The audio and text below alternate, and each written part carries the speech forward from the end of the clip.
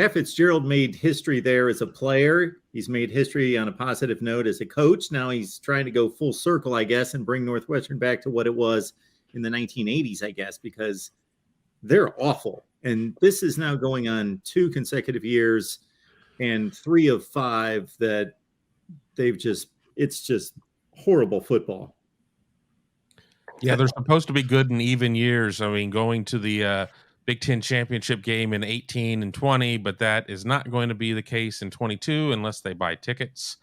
They're bad. They're bad. I mean, they have an NFL caliber left tackle in Peter Skoronski. I like Evan Hull, who's their running back receiver hybrid type. And that's really kind of about it in terms of what they have. Ryan Helinski has not been playing. They've been playing their other quarterback, and it's kind of just more of the same there. I think their leading receiver or their leading rush is 29 yards this season, their longest run from scrimmage. It's just a mess. I mean, they put up 13 points on Iowa, and I'm not even sure how they managed to do that. At least after football, they'll all probably get really good jobs with their Northwestern degrees, so I'm not going to shed many tears for them. Northwestern shouldn't even have the win that they have. But, I guess you still get credit for beating Nebraska these days.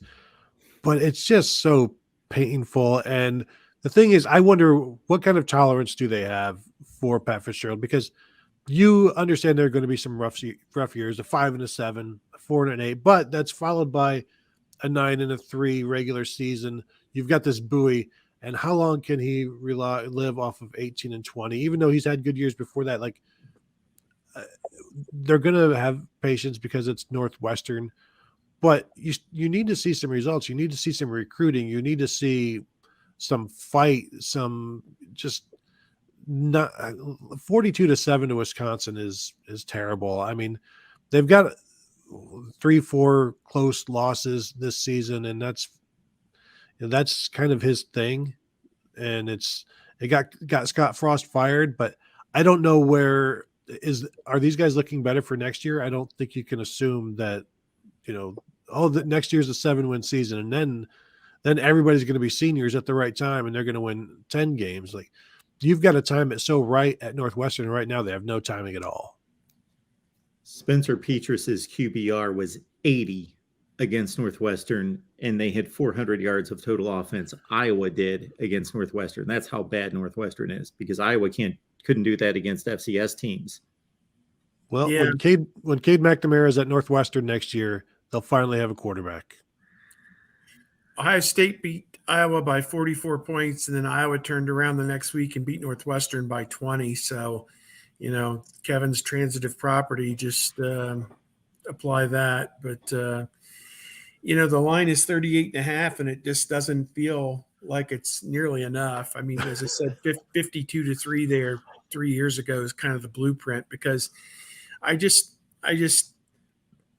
don't see how they're going to move it against Ohio State's defense. I know Ohio State's defense gave up some points and some plays to Penn State, almost 500 yards actually to Penn State. But, those, you got to tip your cap to those guys. I mean, Clifford, he played, other than his 4 turnovers, he played a pretty good game beyond that. I mean, it's like, other than the iceberg, the Titanic was really a great cruise. But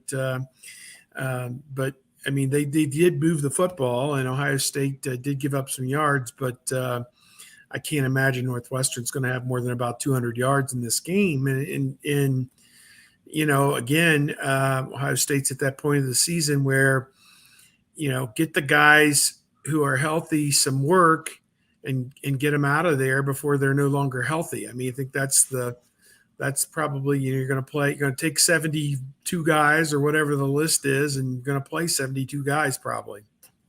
I think Northwestern had, I'm looking it up right now, I think they had 177 yards of total offense against Iowa. I've got it right. It was really bad.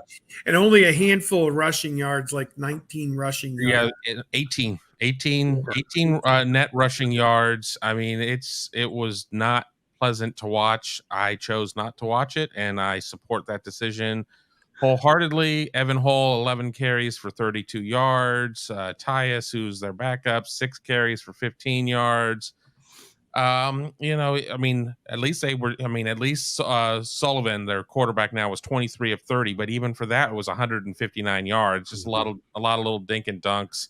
If the weather is, as I said, is cold or rainy, and it's not necessarily going to be cold, but rainy and windy, and Northwestern is forced to run the ball, I don't see them doing anything whatsoever. Yeah. I had to write my prediction for a piece today, and I couldn't bring myself to pick a shutout, but it was so tempting. But S happens, and I just wasn't ready to sit there and make that that leap. I just couldn't get there. My issue. Go ahead. Go ahead. My issue is that to watch more Northwestern would mean, or any Northwestern means, I'd have to watch more Iowa. And so I have to check my DVR. Like, do I have the Maryland game? Maybe is the Maryland game on there? Because I don't want to watch any more Iowa. And I do see Brendan Sullivan, their quarterback, did rush for negative 42 yards on his 14 carries. So I don't know how many sacks that is, but every time he ran the ball, he averaged a 3-yard loss. So fun times in the old town tonight. Yeah. Iowa had 7 sacks in that game. There you go. Eesh. Yeah. And now they're playing Tui Maloau and Zach Harrison, who have been, two of the most on-fire defensive ends in the country here the last couple of weeks. So, yeah, it doesn't bode well. Again, as I say, perhaps this is a game where Kyle McCord could get a full quarter of action maybe and get him some reps and some throws and see what he can do. Would be a perfect time to kind of prime him. And I made a point with, or at least I asked Brian Hartline about this. You look out there and it just seems like it's the same 3 guys every play: Fleming, Harrison, and Agbuka. And I think there's a diminishing return to that at times. And he pointed out, well, they have had Stover play some in the slot as well, moving over from tight end and taking one of the receivers off the field when they go to a 2 tight end set. Maybe he and G. Scott are both in the game together. And there were some reps. Obviously, Harrison took a bad spill and left the game, but it was only for a couple plays. He was right back in there. It's almost uncanny. You can't do anything to hurt this guy either. And Xavier Johnson got in there for a few plays.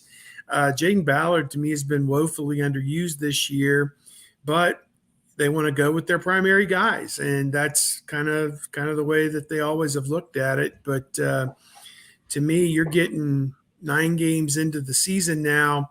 Might be time to develop 4 and 5 just in case you need 4 and 5 at some point down the line in the playoff or whenever. But maybe this is a game where, Ballard and Johnson and those freshmen also get a little bit of a run as well. Was it Burton and Grays are the other guys there in that group? Maybe that if they go on this trip, maybe they can get some reps too.